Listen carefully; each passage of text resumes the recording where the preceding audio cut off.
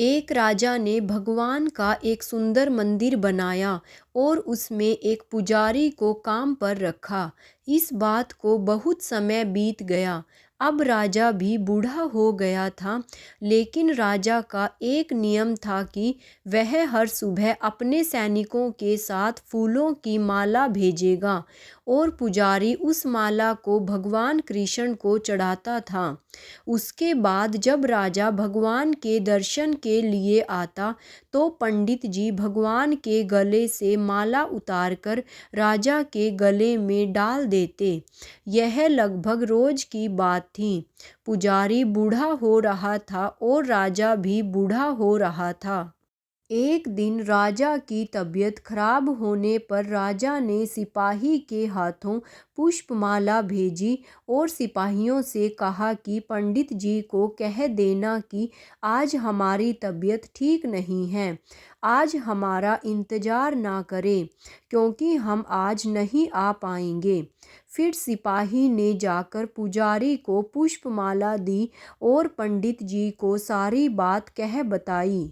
पंडित जी ने श्री कृष्ण को पुष्पमाला अर्पित की तो पंडित जी ने सोचा कि इतने वर्ष हो गए, भगवान का यह हार हमेशा राजाओं ने पहना है, लेकिन मैंने खुद आज तक इसे कभी नहीं पहना है, तो आज इतने वर्षों के बाद मुझे भगवान के इस हार को धारण करने का अवसर मिला है।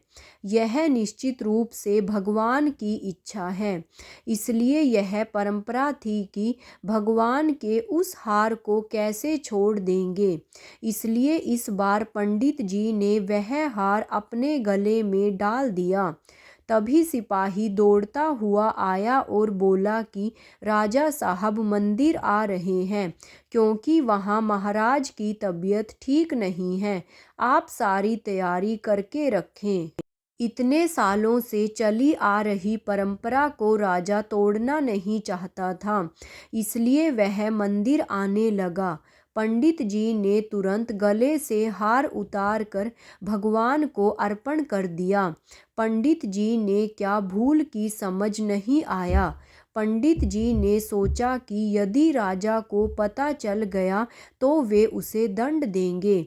अब जब राजा आया तो प्रतिदिन की भांति पंडित जी ने भगवान के गले से हार उतार कर राजा को पहना दिया, लेकिन राजा की नज़र माला पर पड़ी। माला पर सफ़ेद बाल गिरे हुए थे और उन्होंने महसूस किया कि सफ़ेद बाल पुजारी के हैं। राजा ने पुजारी से पूछा कि क्या तुमने यह माला पहनी थी? सफ़ेद बाल कहाँ से आए? तो पंडित जी डर गए। डर के मारे कहा कि यह सफ़ेद बाल श्री कृष्ण का है, भगवान का है। राजा को गुस्सा आया कि पंडित ने धोखा दिया और ऊपर से झूठ बोल रहे हैं, और उन्होंने पूछा कि कृष्ण के बाल कब सफ़ेद हुए? ठीक है, कोई नहीं, मैं कल सुबह के समय आऊँगा, फिर देखूँगा श्री कृष्ण के बाल सफ़ेद हुए हैं या नहीं। और यह याद रखना पंडित, अगर बाल सफ़ेद नहीं काले हुए तो इस फरेब के लिए तुम्हें फांसी पर लटका दिया जाएगा। राजा नाराज होकर चले गए और इधर पंडित जी को अपनी मृत्यु दिखाई देने लगी।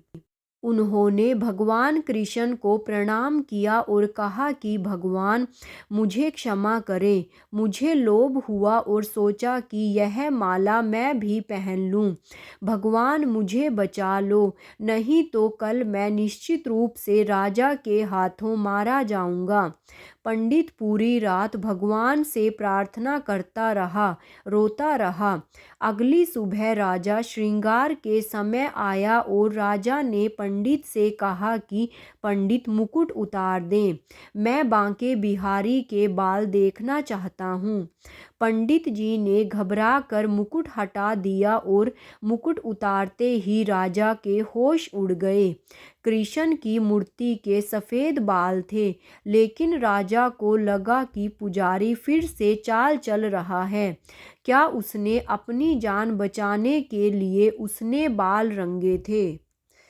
इसलिए उसने जांच करने के लिए बाल तोड़ना शुरू कर दिया और जैसे ही राजा ने बाल उखाड़े मूर्ति से खून निकलने लगा।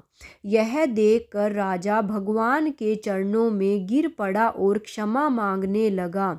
भगवान मुझे क्षमा करें, मैंने बहुत बड़ा पाप किया है। मैं सही और गलत को भूलकर संदेह से इतना अंधा हो गया हूँ। तभी मूर्ति से आवाज आई, राजा आप मुझे केवल मूर्ति ही समझते हैं, इसलिए आज तक मैं केवल आपके लिए मूर्ति हूँ। लेकिन इस पुजारी को मुझ में भगवान दिखा तो मुझे उसकी जान बचाने के लिए अपने बाल सफ़ेद करने पड़े। उसके बाद राजा को अपनी गलती का पछतावा हुआ, लेकिन अब कुछ नहीं किया जा सकता। इसलिए कहा जाता है कि पत्थर में भी खुदा होता है।